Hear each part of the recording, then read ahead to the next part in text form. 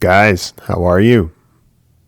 Welcome to the Bird Brain Podcast, where the goal is to rise above it all, stay elevated, create that infinity, and up your you.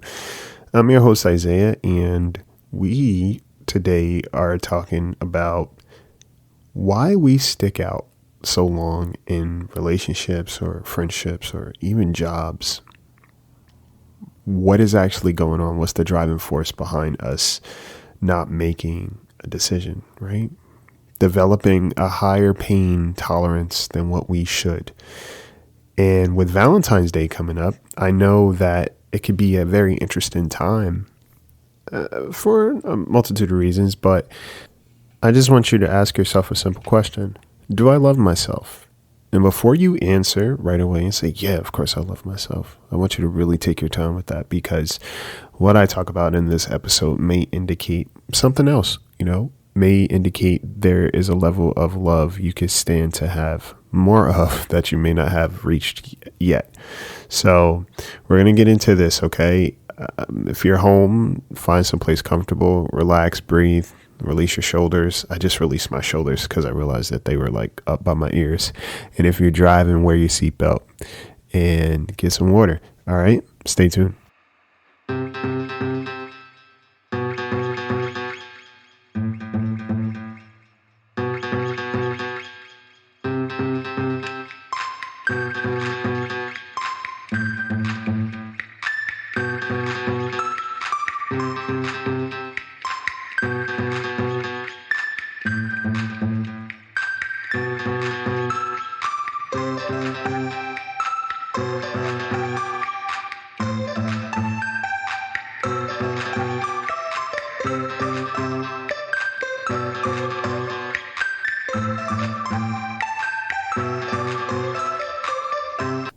Hey, y'all, how are you?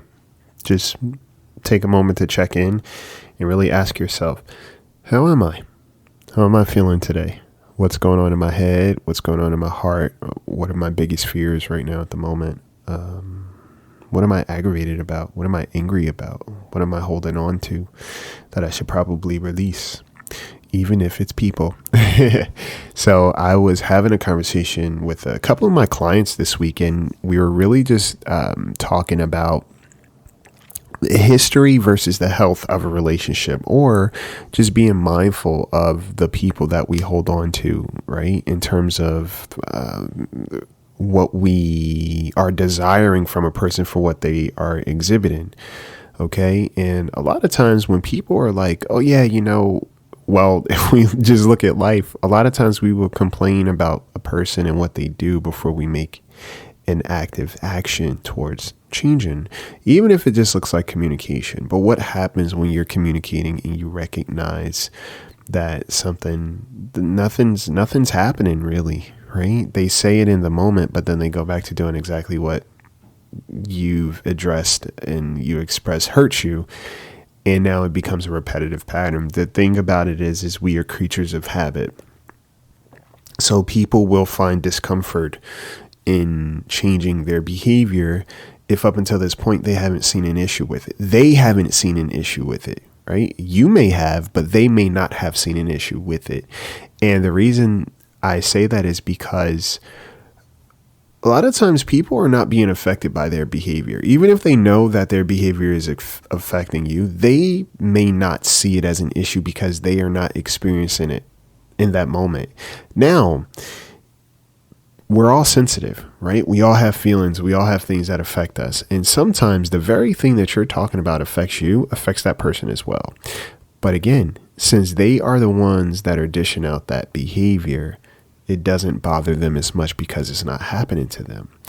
And when we, on our end, recognize that there is a level of mistreatment or poor behavior, we still stick around, right? And it's that whole mindset of I'll leave when I'm ready. A lot of times people are waiting for the last straw to really kind of have that moment of expression and freedom, or whatever you want to call it, to really air their grievances, if you will. And something that's very important to understand is the art of duality, right? A lot of times there's this belief that if I love myself more, that means that I have to hate you now. Or the only way for me to walk away from you is I have to hate you first. And that's not the case. Actually, that should never be the case. The thing that I realized about myself, and I think I was telling this to someone recently, there's no one in my life that I hate. There's no one that I've crossed paths with that I ever hated. Now, if you ask me what the relationship with a lot of those people looks like, I would tell you that is non-existent. But there's no hate there. Because for me, I'm blessed that I was never taught to hate people. I don't know how to do that, right? And because I don't know how to do that, and because I don't want to learn how to do that, I will remove myself or the other person from the equation before it gets to that. The reason why is because hating someone is so much energy. That means that you have to remind yourself, you have to ingrain into your head, you have to feel negative feelings constantly. You are literally hurting yourself and you think that this is going to hurt someone else. That doesn't work. So again, the question is, do I really love myself? Because if I love myself, I won't subject myself to certain experiences, visceral experiences to get my point across, right? I can lovingly leave. Okay. But the thing about it is that people don't want to feel guilty about the decision of walking away from someone. People don't want to feel the level of discomfort. People don't want to grieve the relationship if it comes to an end. Right. So the alternative to that is I need to hate you, because if I'm angry, if I'm filled with rage, I can leave in a storm, right? I can trash this place and I can walk away and feel good and feel vindicated, because I don't want to feel uncomfortable about what I need to say or do, or I don't want to feel uncomfortable, or I don't want to make you feel uncomfortable by me coming to you and being like, hey, this hurt me. Right? So when we're angry, we don't really care. But you have to realize, to be that angry means that you're not caring. You're not caring about yourself. Being that angry and getting to that point of discomfort and malice and what's the word I'm looking for? Just uneasiness, unsettling. It makes your stomach hurt. It makes your head hurt, right? It makes your heart rate increase. That raises your blood pressure. You're doing all of that just to tell a person, hey, you hurt me. This behavior is not okay, right? Because we're always ready for a fight. And sometimes, truth be told, people won't really fight us on it. People will... how do I explain this? A lot of times, or not a lot of times, what I have experienced is a lot of times people will fight to justify their behavior. And when you understand that somebody is doing that, there's no fight. There's no fighting for the relationship. That's what I've realized. Because if I'm telling you that something hurts me, I'm telling you that something has affected me, and you're doubling down on your behavior and why you think it's okay, or why you're justifying your behavior versus acknowledging that this has been painful. And I'm not talking about making someone change who they are as a person. What I'm saying is this: if someone has poor communication skills, right? If that's a thing, and I address that, and you're telling me the reason why you have poor communication skills, right? Or you are telling me that, hey, I'm a bad communicator. You are looking for ways to justify your behavior versus figuring out a way to rectify the issue, right? Which lets me know that you're more concerned about your ego and being comfortable with how you behave versus making some uncomfortable changes in order to sustain the relationship. Because I'm not asking for anything that's outside of who you are. I'm just asking for better treatment, right? Guys, mind the buzzsaws because they're out there today going at it. So we're going to do our best here. But it's important to understand, one, what we're seeking from relationships, but also what somebody is choosing to show up with. Like Iyanla said, I don't get to tell people how to love me. I get to see how they love and choose if I want to participate. And if somebody's way of loving me is not really making any adjustments to how they behave, especially if they recognize that it affects me because I communicated that to them, then I'm not participating in that kind of love, because to me, that's not loving. That's not how I receive love, right? So what we have to do is get better at recognizing and saying this. Is this okay for me? right? It may be okay for this person, but is it okay for me? And sometimes it's not. A lot of times it's not. But we think we have to make things okay for ourselves because it's okay for the person. Now, on the receptive end, the same people that you are communicating these feelings to, they may not like being treated that way. And sometimes that's important to ask yourself too. Would they be okay with me treating them the same way? And I can guarantee you that the answer is no. The answer is always going to be no. The reason why is because as people, we are so fixated on how we feel that we are not taking into consideration how we may impact others and how we make them feel. So with that information alone, you can just say to yourself, all right, cool. So why do I keep showing up? Who am I taking care of in this moment? Because truth be told, I'll tell you this. If you stick around in a place where somebody is treating you poorly, two things are going to happen. One, you're going to develop a high pain tolerance. You're going to learn to not trust yourself and how you feel. You are going to rationalize, aka you're going to acquiesce to abuse, but also you're going to teach this person that it's okay to treat you however they want to treat you.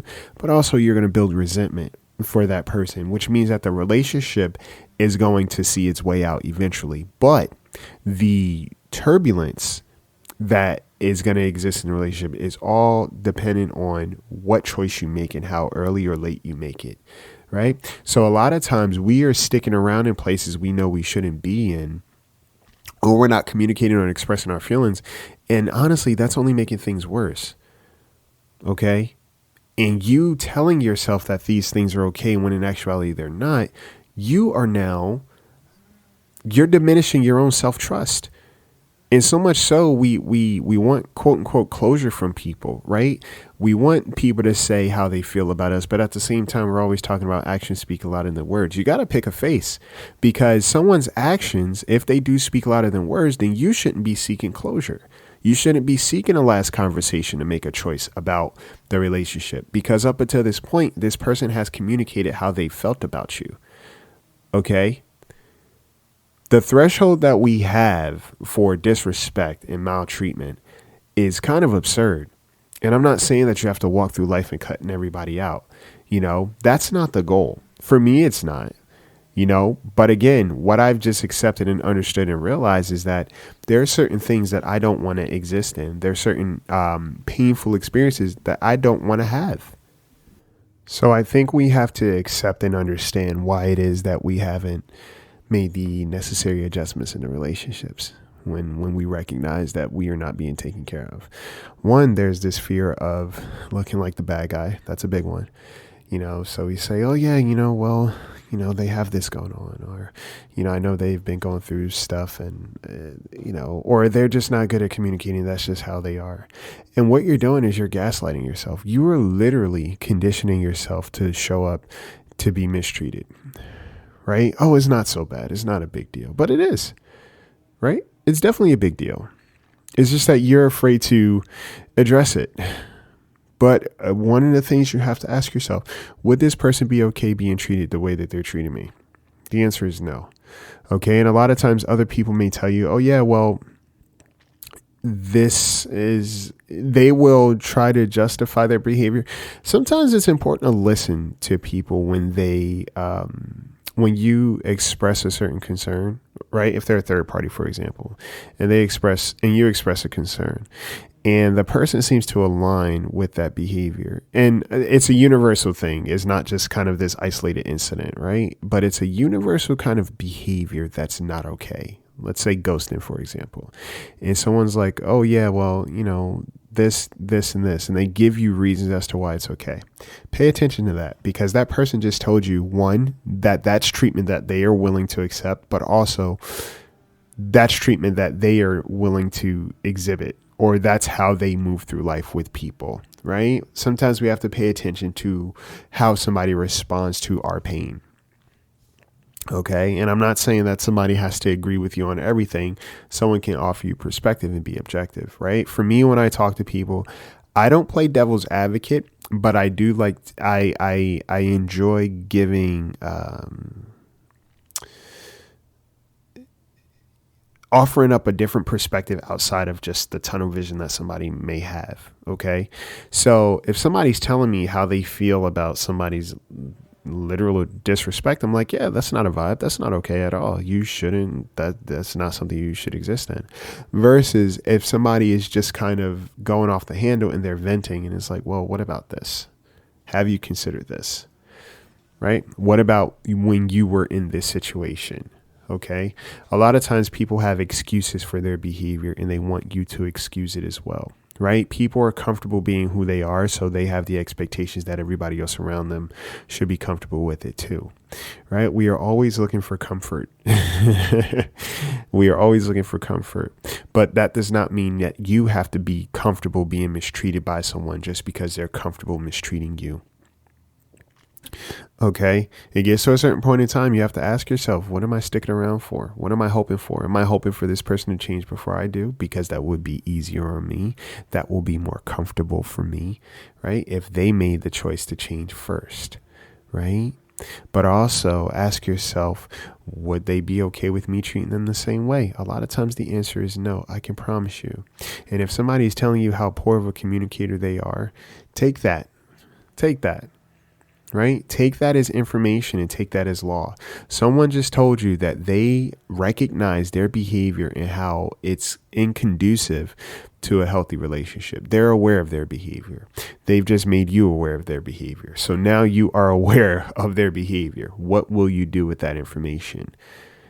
At some point in time, we seriously have to stop waiting for other people to be better. And we have to make better choices for ourselves. Duality, right? I could accept two things at one time. I could accept that you show up as who you are and you have these experiences. I could also accept that who I am and my experiences has reminded me that I am seeking something different.